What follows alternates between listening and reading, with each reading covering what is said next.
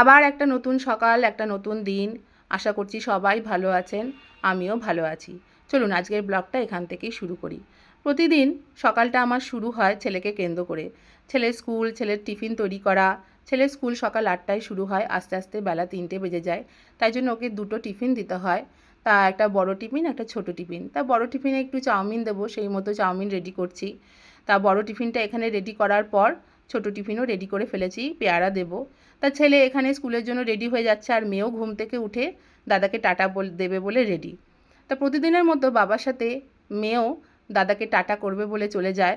তা এখন মেয়ের স্কুল শুরু হয়নি, এরপরে দাদার সাথে মেয়েও চলে যাবে স্কুলে। যাই হোক, দাদার গাড়ি বেরিয়ে গেল। দাদাকে টাটা করার পর বাবার সাথে একটু হাঁটাহাঁটি করার পর এবার মেয়ে বাড়ি চলে আসছে। তা আমার ছেলে চলে যাওয়ার পর প্রতিদিনই আমরা 3জন মিলে ছাদে চলে যাই, ছাদে একটু হাঁটাহাঁটি করি, গাছগুলোয় জল দিই, মেয়েও হাঁটাহাঁটি করে। দেখো আমিও এখানে হাঁটাহাঁটি করছি। আজকের ওয়েদারটা বেশ ভালোই, কখনো বৃষ্টি কখনো রোদ, এই লেগে আছে প্রতিদিন। দেখো মেয়ে এখানে হাজির, দুষ্টুমি করবে বলে, জল দেখলে পাগল হয়ে যায়। তা আমরা যা করব ওকেও তাই করতে হবে। এই গাছটা দেখতে পাচ্ছ, এটা না ড্রাগন গাছ। এটাও আমার শ্বশুরমশাইয়ের হাতে লাগানো গাছ। যাই হোক, এবার নিচে নেমে চা খেয়ে চলে গেছি রান্নাঘরে। সমস্ত সবজি রেডি করে নিয়েছি, কারণ হাজব্যান্ডের অফিস আছে। তা আগের দিন সব কিছু কেটে কুটে রেডি করে রাখি, নাহলে অনেকটা বেলা হয়ে যায়, টাইম মতো হবে না। তা দেখো গাটি কচু দিয়ে আলু দিয়ে পেঁয়াজ দিয়ে একটা তরকারি করব। নিরামিষ করেও করি, এটাও খেতে বেশ ভালো লাগে। তা মাছ ফ্রিজ থেকে বের করে জলে চুবিয়ে রেখেছি। পাতলা করে আলু দিয়ে মাছের ঝোল করব, আর একটু মাছের ডিমের বড়া ভাজবো। তা মাছের ডিমের বড়াটা মাঝে মাঝেই করি, বেশ ভালো লাগে। তা এইসব করার পর এবার চলে গেছি গাছের ফুল তুলতে। এই গাছটা দেখতে পাচ্ছ, এটা না সাদা ফুল গাছ। এটাও আমার শ্বশুরমশাইয়ের হাতে লাগানো গাছ। তা বাড়িতে যা সমস্ত গাছ আছে সবই বাবা লাগিয়ে গেছেন। আর বাবা বলতেন কি, সোনালি আমি যখন থাকবো না তোমার কোনো অসুবিধা হবে না।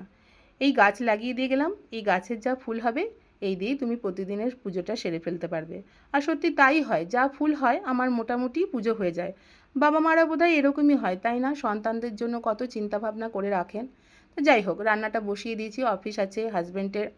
তা এখানে পাতলা করে আলু দিয়ে মাছের ঝোল করছি, আগেই বলেছি। তা রান্না হয়ে যাওয়ার পর হাজব্যান্ড বেরিয়ে যাওয়ার পর আমিও একটু জলখাবার খেয়ে একেবারে চলে এসেছি দুপুরের খাবার নিয়ে। বাদবাকিগুলো আর দেখালাম না, নাহলে অনেকটা বড় হয়ে যাবে ব্লগটা।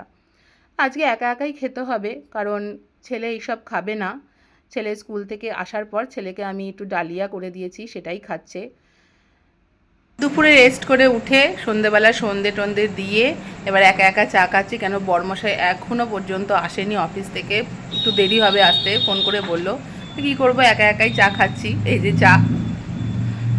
এই ব্লগটা একাদশীর দিন। আমার ছেলে 1 বছর একাদশী করবে, কারণ এবারও নতুন দ্বিজ হয়েছে, নতুন ব্রাহ্মণ হয়েছে।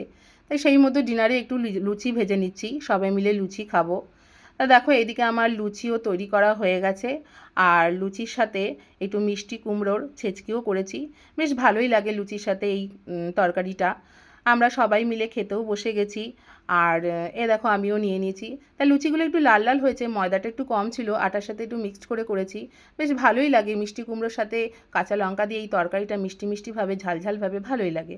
তা যাই হোক, খাওয়া দাওয়া করার পর এবার মেয়েকে খাওয়ানোর পালা, কারণ মেয়ে তো এইসব কিছু খায় না। আর এমনিও আমার মেয়েকে খাওয়াতে গিয়ে ভীষণ বিরক্ত করে, কিচ্ছু খেতে চায় না, নিজের খাবারটুকু খায় না। তা এখানে যাই হোক মেয়েকে একটু যাই স্যারালাক খাইয়ে এবার রেডি করব, আমরাও শুতে যাব। তা শোয়ার আগে একটু পরিষ্কার পরিচ্ছন্ন হয়ে প্রতিদিন এইভাবেই আর কি শুই। তা আমার ব্লগটা যদি তোমাদের ভালো লেগে থাকে তাহলে একটা লাইক এবং কমেন্ট করো। আজকের মতো এখানেই আসছি, টাটা।